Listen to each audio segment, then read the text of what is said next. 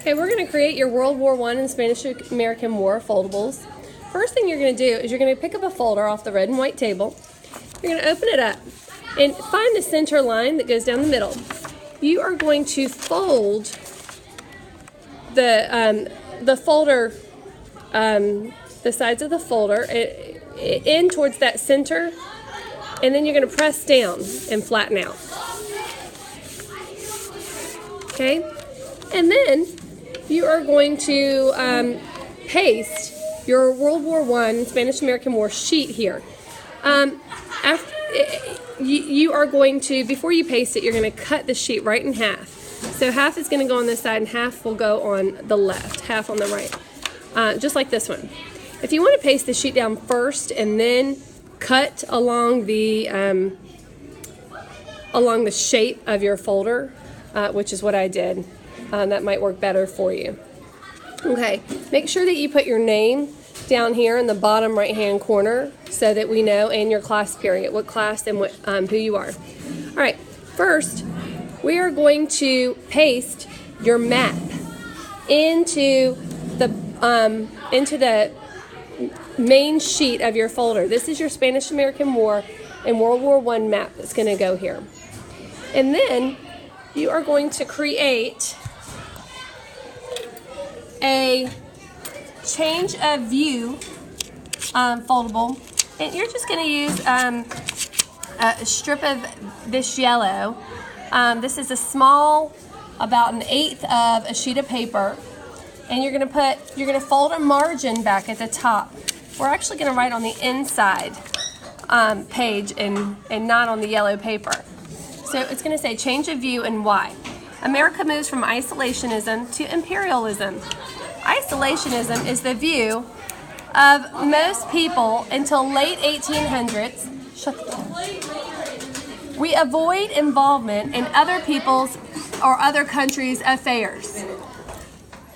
Imperialism. In the late 1800s, other countries were starting to claim territories outside of the country. U.S. didn't want to be left out. Imperialism means you extend your power by gaining more territory.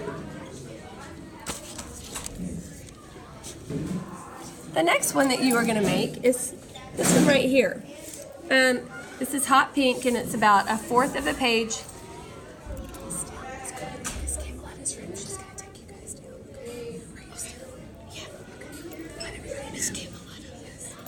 Okay. It says results of the Spanish-American War. Now these are the results of the war, and we're gonna and then we have one over here that says reasons for the Spanish-American War. Now this one, if you open it up, it's exactly 1/4 of a page. Okay, I'm sorry, these two are like 1/8 of a page. This is 1/4 of a page, so it's a square from a sheet of whole paper. And if you fold in your squares, you have this shape right here. It says reasons for the Spanish-American War. If you open it up, we have protecting American business interests in Cuba, the attack on the sugar plantations. Another reason is exaggerated news reports, yellow journalism of events happening in Cuba. And then we have rising tensions as a result of sinking of the USS Maine in the Havana harbor. And last we have American support of Cuban rebels to gain independence from Spain. So the rebels are fighting because they want to gain independence from Spain.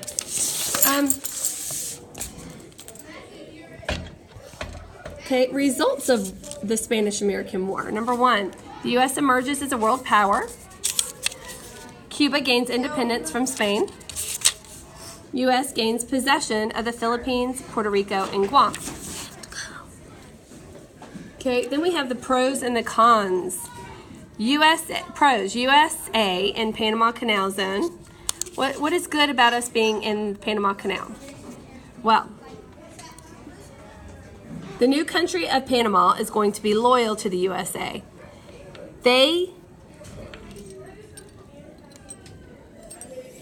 They even use the U.S. dollar for their money. Also, a national defense project. The Navy could move ships between the Pacific and Atlantic Oceans without having to go around South America. So it just makes travel a lot easier. It's a shortcut.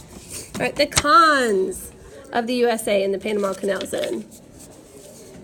Okay, number 1, it was very expensive to build, $375 million in 1914. Panama was a state of the country Colombia. The USA helped Panama revolt and become their own separate country. They threatened Colombia with war if they stopped Panama. And third, Panama can't negotiate any treaties with their countries for fear of having negative effects on the U.S. economy and security. Okay, we also have foreign policies. The open door policy guaranteed equal trading rights for all countries in China. Big stick diplomacy, which is by Roosevelt, uses military muscle to get what you want. Panama Canal, Roosevelt, corollary, limits immigration. And then we have dollar diplomacy by Taft. Used economic power to get what you want, again, making loans to foreign countries like China and Latin America. And moral diplomacy by Wilson. Uses money to promote human rights and military intervention to influence others' policies.